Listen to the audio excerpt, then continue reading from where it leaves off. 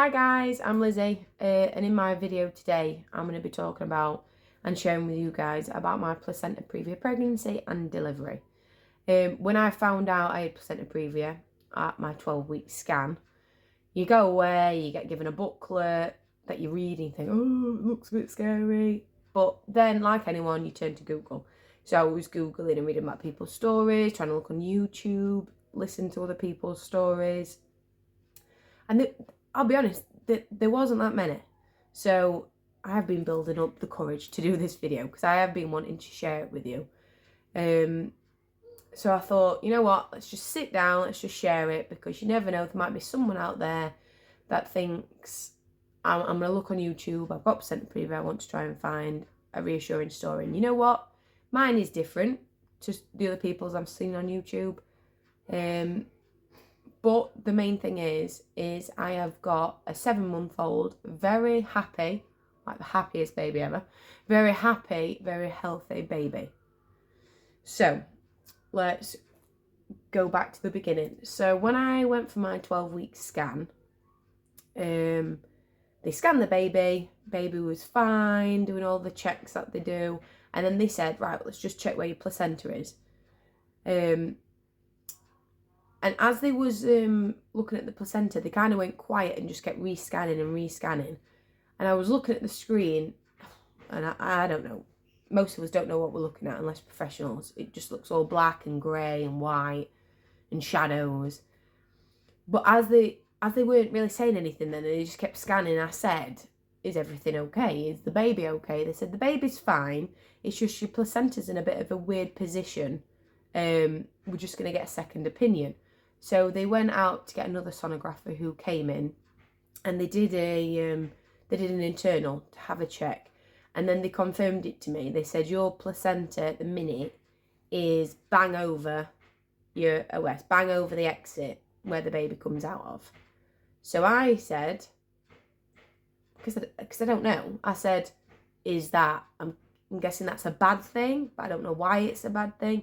So they said, well, we'll send them off to the doctor who you're going to go and see now, and then he'll explain more. So me and my husband went to go and see the doctor, and they basically explained it that placenta previa, you can have a low-lying placenta, so that attaches quite low to the exit, and they don't like to have vaginal delivery if it's 20 millimeters near the exit, just in case of it rupturing during natural labour and stuff like that. But then you also have part kind of placenta previa, marginal placenta previa. So it's over the hole, but it's not fully covering. And the reason why these things are more likely to move is because when your uterus stretches, you've got to think of it like a dot on a balloon. If that dot's there now, and you're only 12 weeks, by the time you get to 20, 28, 30, and your uterus stretches, that dot, that placenta, is quite likely to pull up and move with the wall that it's attached to. So it could be a front wall, it could be a back wall. But then there's also one which is complete placenta previa, and that is where your placenta is smack over the exit hole, over the OS. And that's what mine was, obviously. So mine was smack over the top of it. Now, they said to me it could move as you grow and expand and everything, but it's not that likely because it's smack over. It's kind of attached to both walls. So they gave me a booklet, and literally all they said was nothing entering the vagina, no strenuous exercise, and any bleeding comes straight up to the hospital. Now, when you're pregnant and you hear the word any bleeding comes straight to the hospital, you think, well, you're not telling me that unless it's likely to happen. So obviously you start to panic. I went home, I read the booklet. Obviously it gives you like the worst case scenario and stuff like that. And it is scary. It is scary. So that's why then was looking on YouTube and Google, try and hear other people's stories to try and reassure myself that it is okay. Other people go through it. I'm going to be okay. Baby's going to be okay. So that's that. And I had we actually had a 16-week gender scan, but that lady did not want to talk about placentas. She just wanted to tell me the sex of the baby, congratulations, and that's that. So, moving forward to the 20-week scan, they put on my notes to check where the placenta was, which they do for everyone anyway, but just especially more so to check to see if mine had moved at all. So, during that 20-week scan, they confirmed he was a baby boy. But no, placenta was still just smack above it, not moved at all. Now, this is a little twist to it, because when I was looking at some people on YouTube, they had placenta previa and stuff like that, but I actually had an accessory lobe, so I had another lobe. It wasn't a placenta because it wasn't big enough, but if they said to me, if you imagine a placenta like a cauliflower, it was like a little floret kind of off the placenta. So my placenta, my main one was over, but then I had a little one here. So this was quite securely attached to the front wall. And from my 12-week scan to my 20-week scan, they noticed it had moved, that had been moving quite well up the front wall as I was stretching and growing. So they was going to keep an eye on it, but they wasn't worried about it because it looked like that was pretty much moving out of the way by itself. At the 20-week scan, they didn't really give me much more information. But obviously, as you go along in your pregnancy weeks, things start to become more real. And I'm thinking, well, it's not moved. Is it likely to move? I've got 20 more weeks. But what happens if it doesn't? So then I was asking the doctor, and they said if it didn't move, I'd have to have a C-section. Now, I was so scared about having a C-section. My other two were so just straightforward, natural deliveries. And you know what? I was so lucky. And I was so grateful that I was able to do that. And honestly, hats off to all these people who have C-sections. You're so brave, you're so strong. You're so brave and so strong if you have a natural delivery. But I was personally really scared of that because it was going into the unknown. So they said if it didn't move, I'd have to have a C-section, and they'd check me again at 32 weeks. Now I'm sat there at 20 weeks thinking, that's 12 weeks away. I can't have any intercourse with my husband. So that alone makes you feel obviously a bit down and stuff like that. I couldn't do any strenuous exercise. I'm not saying I do loads of exercise, but I love going on a walk, walking my dog, walking my family. They told me not to do that much of that. On my job, I was on my feet quite a lot. So I'm thinking, there's a lot of these things I've got to be careful of. And now I've just got to basically sit like a sitting duck for 12 weeks to see, has it moved? Hasn't it moved? So I started doing my research online. And a lot of other places around the world they scan you again. They don't just leave it till 32 weeks. They might scan you at 28. Have a little checkup, see where you are. And I highly recommend this. If you feel that you're not getting the duty of care you should, you need to believe in yourself and put your foot down. So, obviously I was hormonal and pregnant, so that probably made it 3 times worse because I would literally cry at anything and everything. Anyway, so I rang the hospital, and I kept pushing and pushing for, one, see my actual consultant, not just seeing random doctors all the time. I want to see my actual consultant who I am under for my consultant-led care. And 2, I wanted a scan before 32 weeks to have a little check-up, see where it is, so I didn't just feel like I was being left in the dark. Like, you can't do all this, but you're going to have to wait 12 weeks to just sit and wait. Mentally, I was really struggling with that. Because, actually, on top of that, sorry, I forgot to mention it, they said to not go any more than 20 minutes to half an hour away from the hospital. So, I couldn't really go out of the area I live, really.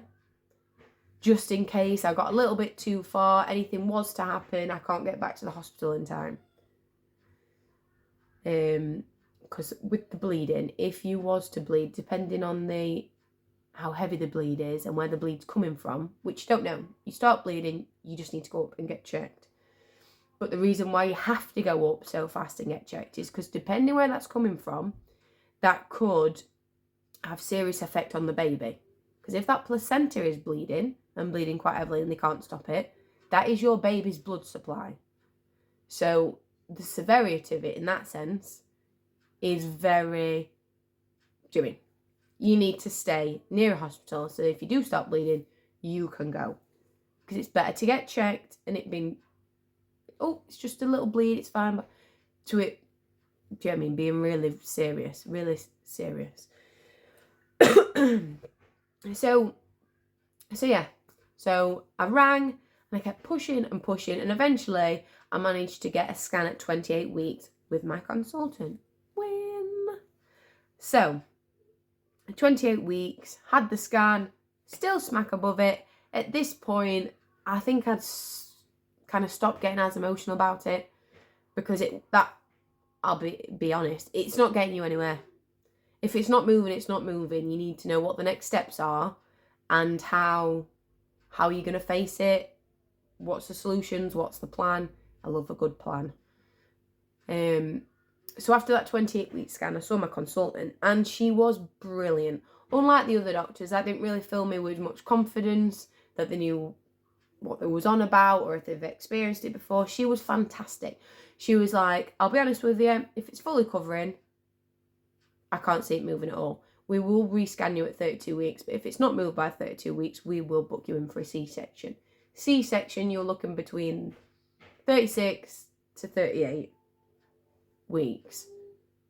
And even though she was so blunt, I actually felt surprisingly refreshed because someone was just honest, straight off the bat with me. This is what's happening. If it doesn't move, this is what's happening. This is this. And I just felt some structure, some plan to my care. Then jump back forward again to 32 weeks. Scan, surprise, surprise, still bang over, not moved. That lobe at the front looks like it's moved up again a bit more, but it's hard to tell how far up and whereabouts it is. So at 32 weeks, I went to the consultant after the scan and she booked me in for a C-section.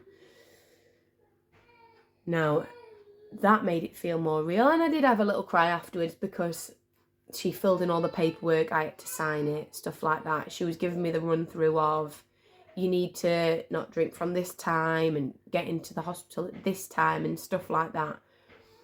But in another sense, I knew what was happening, I could plan for it. Obviously having a date when baby's coming, ideally, it is quite handy. Especially when you've got other kids, you can sort out childcare and stuff like that. Bear with me 1 minute. The little boy's crying. I'm back. The only thing that was slightly different in terms of me was because I was going to have a C-section and I had this extra lobe. Again, they didn't want to cut the lobe and they didn't want to cut the vessels from the lobe to the main placenta. And because it was at the front, it was hard to judge where it was in terms of when they was going to do the cut. Would they cut it, nip it, or anything like that? So I actually had to go to a hospital which was out of my town. We're only like 45 minutes away, so it's not far. Just because they're more prepared that if you start losing blood, they can have a machine that can cycle your blood and put it back in. Because I was at risk of losing quite a bit of blood if they was to nip the lobe. So it was better to be safe than sorry and go to this other hospital just in case.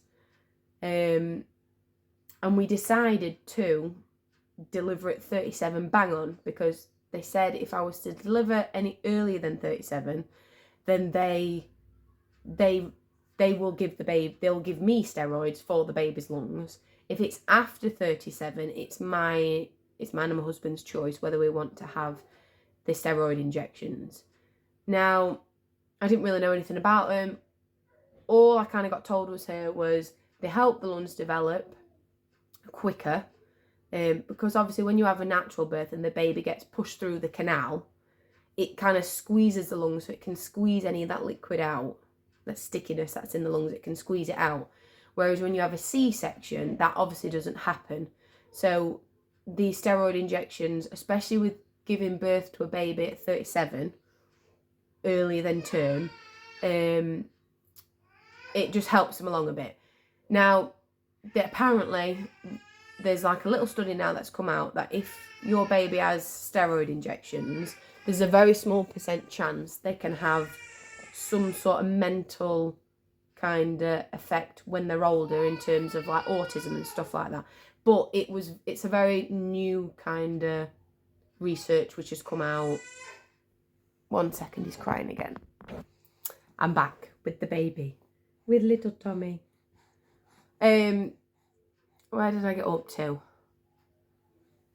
Yeah, so if it was before 37, they would give him the steroids regardless, because the percentage of how likely it's going to help compared to it like having some sort of detriment effect for when they grow up, it's not worth taking that risk. They are loads better off with having the injections. Whereas because it was 37, we could choose, because it dramatically drops in terms of how much they probably require that extra help from the steroids, what they give. So me and my husband looked at it and actually the consultant said this to us. He might have to go into neonatal if he's not having the steroids, but it might only be for a day. If that, he might not need to at all. But that's a day. Not then for the rest of his life he could have autism or some sort of other developmental kind of thing going off in his brain. So we decided not to. We would take it as he comes. It was a really healthy way. He was healthy in terms of everything else. So we thought, no, he will be 37. Let's go with it. So then we'll fast forward to the morning of. We woke up really early. We went to the hospital. And yeah, we waited. We got checked in and everything. Obviously did all my chats, all like my checks on me and stuff like that. And then we got taken to like our little bay, where we would stay until they came and said, Mrs. Wesley, going now to deliver your baby. And everything was fine. And you know what? I did not bleed once, not even a little bit, throughout the whole pregnancy. And it is quite common to bleed, especially in like your second trimester and your third trimester. I didn't bleed once. So you almost think, well, it's not going to happen. How can it happen? I'm going to be delivering my baby in like 2 hours. I've been really, really, really lucky.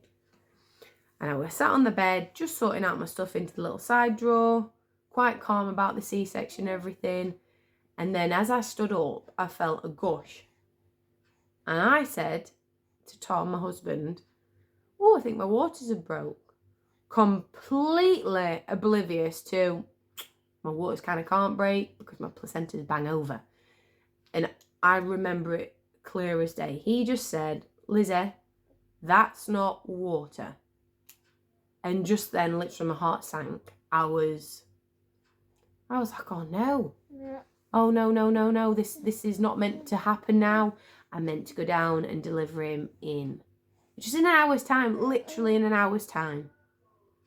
So Tom ran out to go and get a nurse, a midwife lady. Came in, they laid me on the bed. They was checking the bleeding and how much there was. And they phoned the doctors down in theatre just to let them know and say, look, we need to get Lizzie in as soon as possible. And then they tried to put a cannula in me. And it was such a weird sensation. I must have been about to faint or something. Now, I've never fainted in my life. As he was trying to get the cannula in, suddenly my eyes went all misty, like I was in a sauna.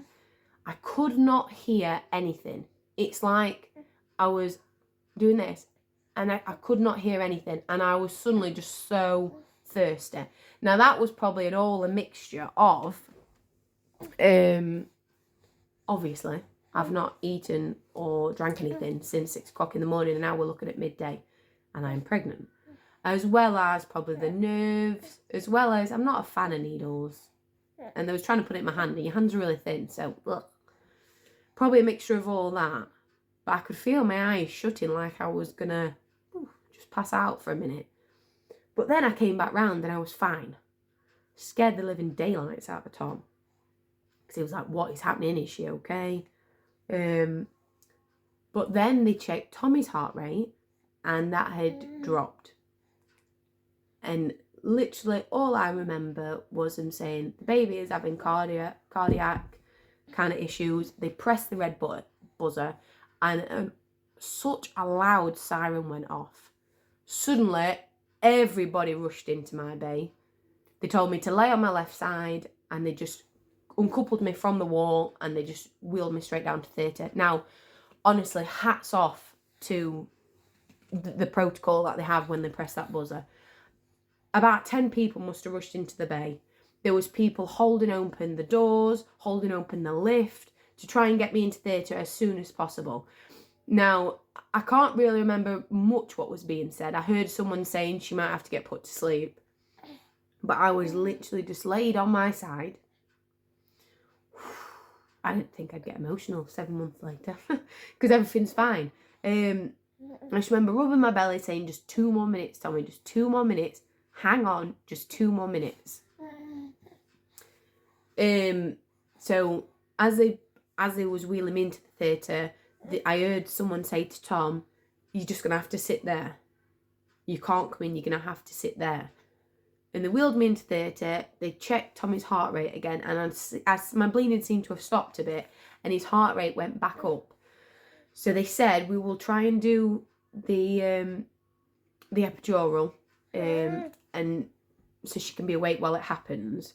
And I was really scared because I said, I feel like if I move, I'm going to start bleeding again and his heart rate's going to drop. And they said, well, let's just see. Let's just see.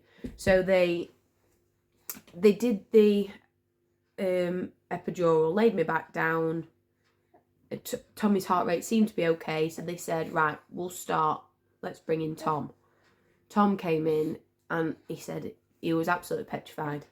He said he genuinely thought for that 5 minutes, which felt like a lifetime, he was going to lose one of us. He literally just got dumped on the chair. He saw the doctors running in the gowns and everything, thinking, what is going off? But anyway, I was fine. I was laid there. People was putting tape on my earrings, and they started cutting, and then they pulled this little cheekiness out, and we heard a cry, which is the best noise ever. We heard a cry, so we knew he was fine, and he was out. And they said, happy birthday, Tommy. And then they took him over to like the table, so the ladies from neonatal could just have a look at him, check him over, with him being delivered slightly earlier from a C-section, which I assume they're there for any sort of C-section just to check, but they did obviously tell me, look, these ladies are there just to check him over, check that his lungs are all right, with him coming a bit earlier and stuff like that. So they was checking him, and I was trying to look, but I couldn't really see him because there was like 3 of them kind of all around him, sorting him out, checking him over. And then they just said he's having a little bit of difficulty breathing. Like, he is breathing, but it seems to be being a lot more harder work than it should be for him to breathe. So they said, we'll give him 2 more minutes, and if he doesn't correct it himself, then we'll have to just take him up to neonatal and check him out up there. And at this point, I'd not really seen him. I'd seen him from a slight glimpse as they moved him over. I certainly did not hold him, which I was really good about, to be fair. But I kept telling myself, if he needs care and looking after, I would rather that than selfishly wanting to hold him. I want him to be okay. Let the people know. Let the people look after him, that they know what they're doing. So So after that 2 minutes, he was still struggling, bless him. So they wheeled him over to me, round the side. They didn't put him on me or anything, but they showed him me, and they showed me his little foot, and then they wheeled him off. Sorry about these tears, man. When you have babies, your emotions. So Tom stayed with me as they was just stitching me back up and everything like that. And then Tom went to wait in recovery, and I got taken into recovery, and everything was fine. I lost a little bit more blood than normal, but nothing to worry about. They didn't snag that other lobe or anything like that. All the placenta had come out and that extra accessory lobe. So I was in recovery and everything was fine. Really, I was looking forward to going to see him, or maybe they said to me he might even be on the ward by the time I get back up to the ward. I just kept telling myself he's in the right place to be looked after. These people are fantastic. They know what they're doing and everything like that. Sorry guys, it's just the baby monitor. Anything to keep him entertained. So anyway, so I said to Tom, I said, you go up to neonatal, see if he's there, and go and see him. Take some photos just in case he's not back in our ward, our room, when I get back up there. So Tom went, and I was just recovering, chatting to the lady. I was fine, and I was really like kind of proud of myself. My baby was here, he was okay, he was in the right hands, and I was recovering well from it. I'd done, like, for me, the hard part, I thought, and all I had to do is just get back up to the ward, wait 6 hours till I could walk, and then I'd have my baby with me, and everything would be great and everything would be fine. Didn't quite pan out that way, but the video is getting on now, 27 minutes. So if you want to hear the story of what happened with Tommy's neonatal, you're on a little neonatal journey, and kind of post having the baby, our hospital stay, then if you could leave a comment, I would love to put it up to share it with you.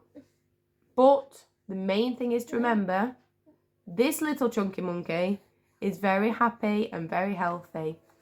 So even though that kind of little period was hard, it was beyond worth it. Beyond worth it. Right, so if you want to see that kind of follow-on video, guys, if you could just like and leave a comment, I'd really appreciate it. I wish you all the best. If you are going through the same thing, or you know what, pregnancy in general, I wish you all the best. Have a great day, guys, and I will see you in my next one. Bye, guys.